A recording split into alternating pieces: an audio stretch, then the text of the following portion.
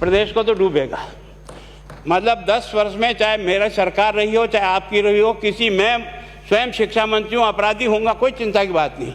लेकिन आप कम से कम इन 10 सालों से इन जितनी कोचिंग संस्थाएं चल रही है, इनकी जितनी परीक्षाएं हुई है, उनके परीक्षा के रिजल्ट के साथ आप एक टीम लगा करके इनका पोस्टमार्टम करो, तब आपको समझ में आ जाएगा कि ये बीमारी कहाँ से चली है। ये बीमारी इन व्यवसायियों के थ्रू चली है। मैं और आप पेपर आउट करेंगे, पेपर लाऊंगा, 5 लाख दे दूंगा, 8 लाख दे दूंगा, मैं क्या 2 करोड़, 5 करोड़, 8 करोड़ दे सकता हूँ क्या भैया? ये सारे के सारे जो पैसे देने वाले बड़े बड़े दिग्गज लोग हैं, जो कोई 10 करोड़ में पेपर ले जाता है, कोई 3 करोड़ में ले जाता है, कोई 2 करोड़ में ले जाता है, फिर अपने कोचिंग संस्थान में रिजल्ट लाता है और उसके बाद बड़े बड़े पोस्टर बाहर लगाता है, मेरा 100% सिलेक्शन। ये है बीमारी की जड़।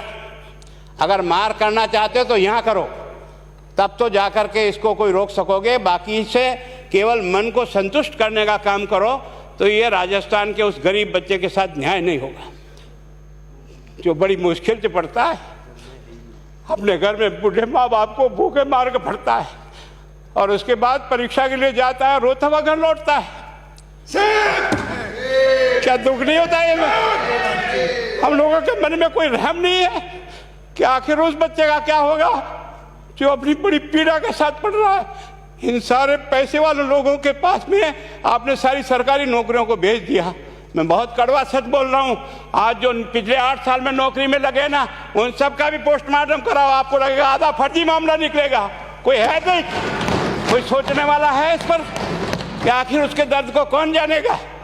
है ना, जिस प्रकार से हमने परीक्षा के माध्यम से इन पैसे वाले लोगों को उतार करके सारे के सारे उन गरीबों की आशाओं के ऊपर पानी फेर दिया। रात और दिन पढ़ता है, भूखा प्यासा पढ़ता है, घर बेच करके पढ़ता है, खेत बेच करके पढ़ता है, लेकिन जब उसका सिलेक्शन नहीं होता तो जहर खा के मरता है। कोई इस पीड़ा को समझने के लिए तैयार नहीं है। और हम इस कानून को ला करके दुनिया को बताना चाह रहे हैं कि हमने इतना बड़ा कानून कर दिया, इस कानून से कुछ भी नहीं होगा। मैं आज आपको कह रहा हूं, ये जो आपने नए प्रावधान जोड़े हैं, मैं सोचता हूं कि मुझे कुछ बोलने की इच्छा नहीं, मुझे बहुत दुख है इस बात का। क्या होगा ये?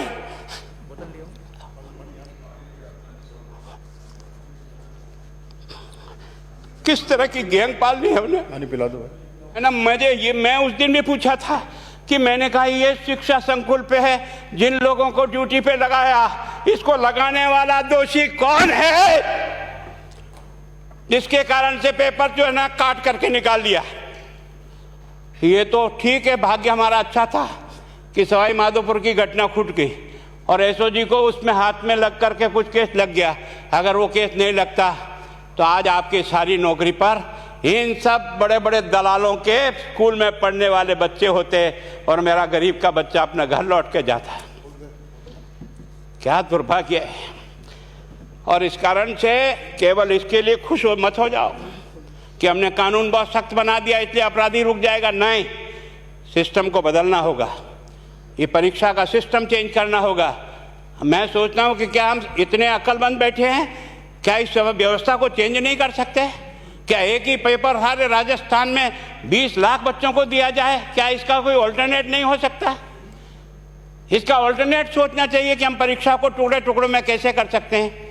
जिले के अनुसार पेपर नहीं, एक नहीं हम 25 पेपर बना सकते हैं। कौन से सेंटर पर कौन सा पेपर जाएगा कोई तय नहीं करेगा कौन सा जाएगा, और हम जो इच्छा होगी उस सेंटर पे वो पेपर भेजेंगे। और ये जितने भी प्राइवेट कॉलेजों में आपने सेंटर बना रखे उनको बंद करो, इनको तुरंत बंद करिए एक ऑर्डर से। जितने भी सरकारी विद्यालय है और सरकारी नौकर ही एग्जामिनर बनेगा और एग्जामिनेशन करेगा, तब तो आप इसको बचा पाओगे। ताकि आप और मैं कितने भी कानून बदल कर दें, आपका वो जांच करेगा, आपका वो अधिकारी आएगा। आपने कहा भाई सेशन जज के नीचे नियुक्ति नहीं होगी, इसके अलग से कोर्ट होगा, बहुत अच्छी बात है। प्रोविजन जो आपने डाले हैं वो स्वागत योग्य, स्वागत करता हूँ, पर इन प्रोविजन को लागू तो आप और मैं ही करूँगा, कौन करेगा? जब हम ही ठीक नहीं है तो इन प्रोविजन क्या रोएंगे अंदर बैठे बैठे? जब तक हमारा दिल और दिमाग ठीक नहीं होगा ना, इस बीमारी का इलाज नहीं होगा। हमने शिक्षा के मंदिर को भ्रष्टाचार की भट्टी में जलाकर खाक कर दिया। दुर्भाग्य हमारा, जहां से कोई आशा की किरण दिखती थी उस गरीब को, कि चलो मैं अपनी मेहनत से आगे बढ़ जाऊंगा, लेकिन अब वो निराशा में आ गया। उसको लगा कि अब कोई रास्ता नहीं है। और इस कारण से मैं सोचता हूं कि आप जिस भावना से लाया, मैं आपकी भावना की इज्जत करता हूं, लेकिन केवल आपकी भावना इन बेईमानों को नहीं रोक सकेगी।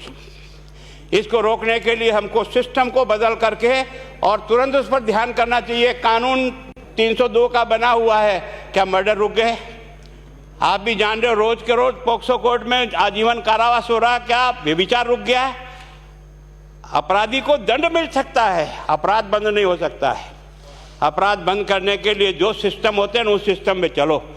एकमात्र इस देश में भ्रष्टाचार की भट्टी में देश जल रहा था, केवल और केवल एक तरह से प्रत्येक व्यक्ति का खाता खुलवाकर देश के प्रधानमंत्री में सारा का सारा बेनिफिट उसका सीधा खाते में डाला। बेईमानों को चोट लगी नहीं लगी, उस तरफ अपना दिमाग बचाओ, उस तरफ अपना दिमाग लगाओ। किस बीमारी का इलाज कहाँ है और कैसे हो, इस बारे में चिंता करने की कोशिश करो। मैं कई बार इधर सीकर और इधर गया तो मैं सोचता हूँ कोचिंग संस्थान की बिल्डिंग देखें ना तो टोपी गिर जाए नीचे से। क्या चीज़ है यार, भगवान ने क्या लक्ष्मी वहीं बरसाई है? और जो बाकी संस्थाएं, उसका कारण यह है कि हमने अपनी दुकान को इतनी कमज़ोर कर दी है कि जहाँ बच्चे अच्छी तरह से शिक्षा लेकर के हम जैसे गरीब पढ़ करके यहाँ आ गए, अब वो रास्ते नहीं हैं। और इस कारण से मेरी बहुत विनम्र प्रार्थना है, इस बीमारी का इलाज चाहिए बच्चे को, कानून से नहीं होगा, कानून के अलावा होगा, और उसमें आप करें। धन्यवाद। Thank you. माननीय मंत्री महोदय।